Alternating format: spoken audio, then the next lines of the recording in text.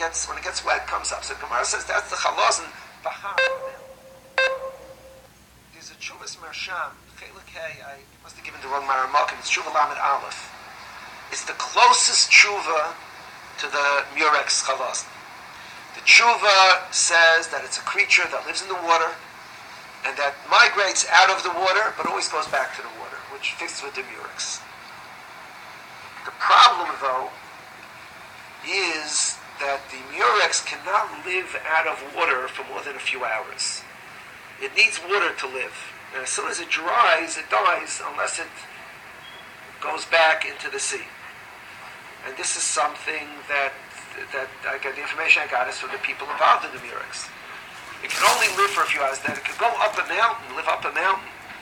And when rain comes, bring its way up, doesn't fit with the language, it doesn't fit with this murex. It doesn't shtim b'chlal.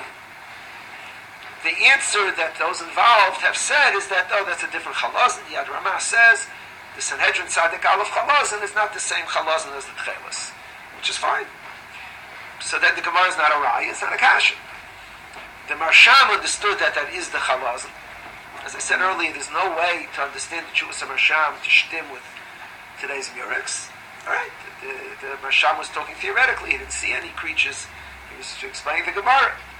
But Lamaisa, this is a fourth Gemara that mentions it, which doesn't shtim with today's chalazon. And the only way out is to say, oh, it's referring to a different chalazon, which could be. The fifth Gemara is the well-known Gemara Menachos. People who talk about the techelet and chalazon without having enough time to prepare, just talk about that Gemara. It says, it's obviously some type of midrashic Gemara. Gufay daim eliyam and Yosei daim eladag v'oila pamachas la'ayin shana. So that I'm asking, it doesn't shtim, but it doesn't have to shtim. They were already hocha by nemushais. Whether coming up once in 70 years is meant literally, or whether coming up once in 70 years is meant just that it's a rare creature, hard to get. So I'm asking, there's no mashmois from the Gufay daim eladag. It does not fit. What they have shown in the advertisements, if you trace the snail, you take away the tracing, it's a little similar to a fish. Very little. It's like the stars are similar to the constellations. It's a shvacha thing, but it's hard to ask it to yufta from the Gemara, which at any rate is difficult. And as I said, it's a fifth Gemara. I'm going to say there. It's not. There's no raya from the Gemara to this. It's certainly not a raya. It's certainly not oilachas or shemashana. All right, but yisroel already said that oilachas commissions lavdafka. It's a Rashi in Yirmiyah and Beis that seems to say it's found all the time. And Menela, this kasha is not such a shtaka kasha.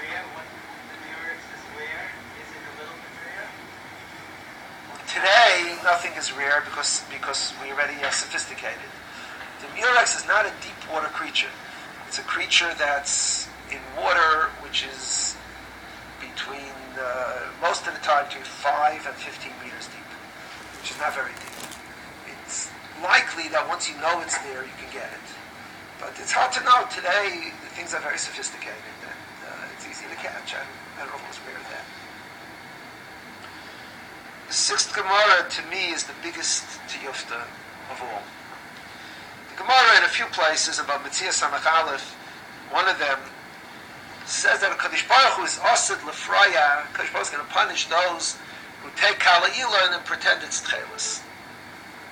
The Gemara is saying that there's something called kala ilan, which is similar to techelet. Why would anybody say kala ilan is techelet? Kala ilan is cheap. It's an inexpensive vegetable-based dye. The techelet is expensive. It certainly was expensive. They're still pretty expensive. It's an expensive dye.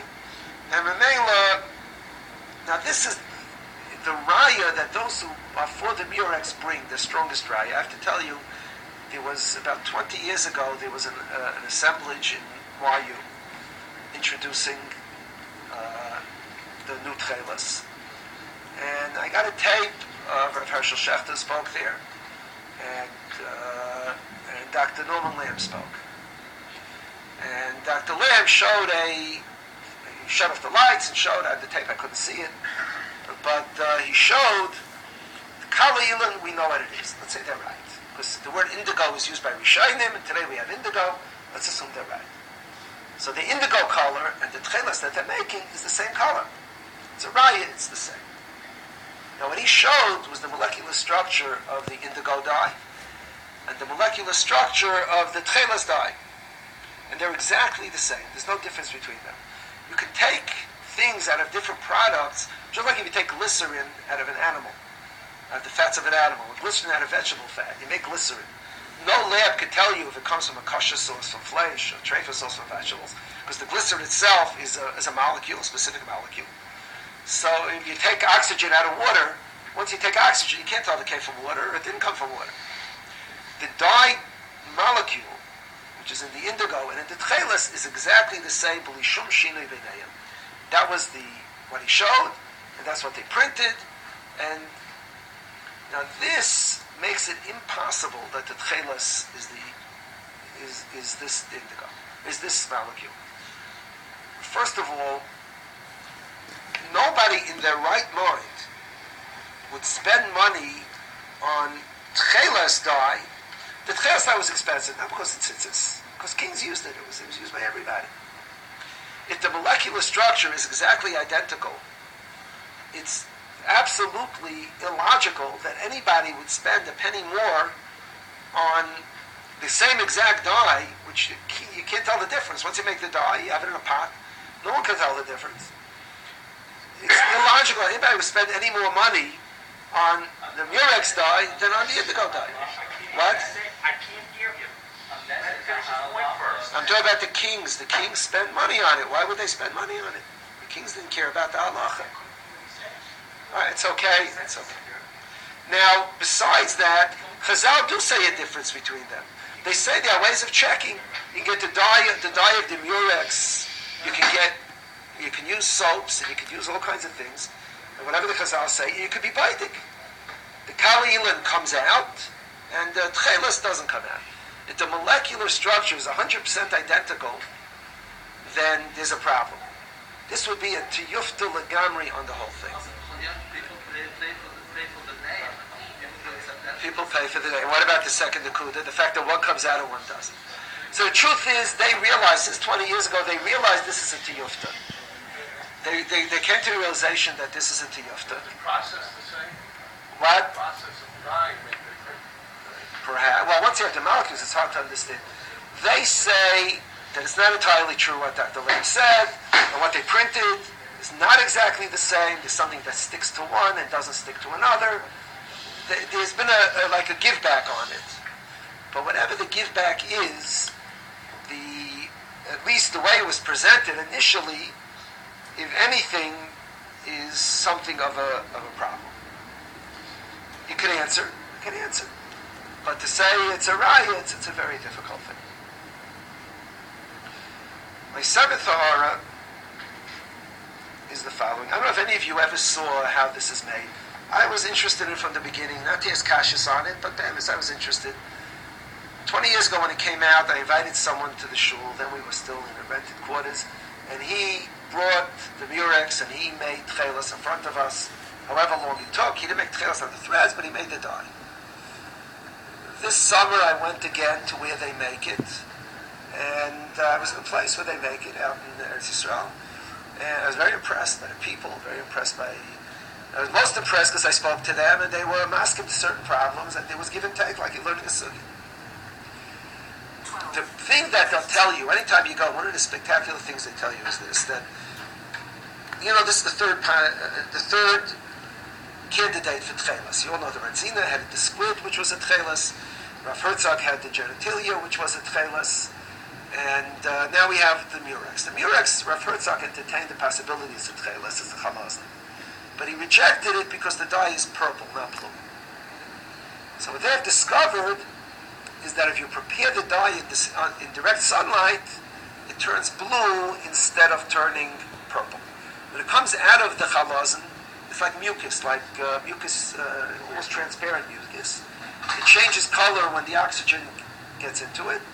If you take it out in sunlight, it turns blue. And they make a big show out of it. Anytime you go, when they do it, because there was taka hamsa, usually you dye things indoors. How did they discover it? I don't know.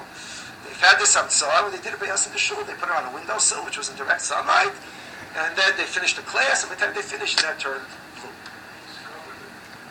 Who discovered it? It has a bad odor, and that's why they took it out. Okay, good. Now, I have a problem. It's nice, this is what they talk about. The problem is that the Gemara of Menachos Membeis, as well as the Rambam, give directions on how to make techelet. Chazal don't always do it. But the Gemara here gives directions. How do you make this techelet? Amalei. Masinan dam chalaz b'samamonin. V'ramina lu b'yayra. We put it into a pot. We cook it together. Shaklina porta b'biyasa. We take a little off in an eggshell. V'tamina lu b'udra. We taste it to make sure it's ready. Shadina lu lahu b'yasa. V'akalina le lu udarta. And that's how we make it. Well, exactly it means whatever you like. Shmamina tla, shmamina tima, psila pais, la shmamina. You take it out in an egg to taste it because the part that you taste is possible, etc. It doesn't say, my raya is only, it doesn't say put it in sunlight. That's their whole speech. Amazing, you gotta put it in sunlight. The Rambam also, the Rambam gives directions on making techelet.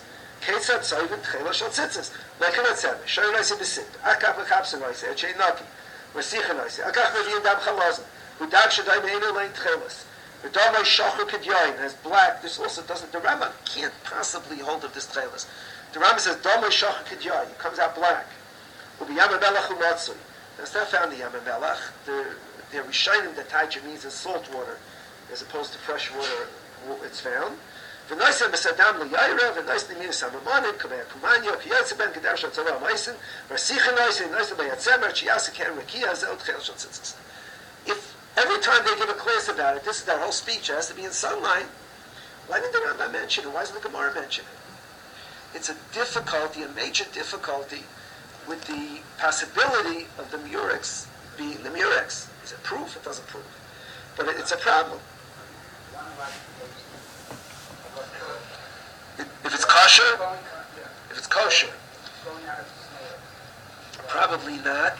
And that itself is a discussion which I didn't want to go into. The question, I'm mentioning problems from Shas. The Or Gedolei HaPoskim who held that it has to come from a kosher creature. The Chidah among them. This was dealt with in the Sefer Ein HaTcheles from the Redzina.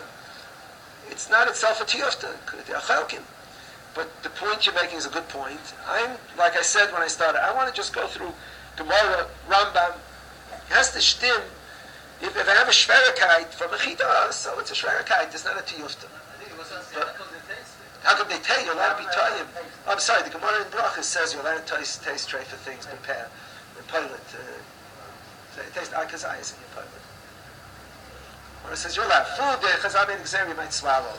If it's not food, so you're allowed to. Pischei tshuva in Sadi Ches, the beginning Tarut, the second Pischei tshuva talks about tasting soap, tray for soap. There's no chashash swallow, you're allowed to taste no kosher things in your pen. Well, no chashash swallow deliberately, I mean. Yeah, I'm going to get back. I want to come back to the Rambam. You're right. I meant to prove from the Gemara so far. Anyway, the eighth Gemara, and we'll try to sum up, is by me also a kasha gedolah ma'id, except most people don't appreciate it. The Gemara Megillah Davov says that Zvulun was Chayref Nafsha, I think it's the Lashon. The Zvulun was unhappy with Tchelet in Eretz Yisrael. So Rabbi Shalom told him, Kulam tzrichen lach, for two things, for some type of crystal and for the dam chalaz. Everyone needs Zvulun for the chalaz. Now, if you ask 100 from Yidden where Zvulun's Tchelet was in Eretz Yisrael, 99 out of 100 will tell you it was on the shores of the Mediterranean Sea. The problem is, everybody knows. The problem is that if you don't learn Yeshua, so that's what you think.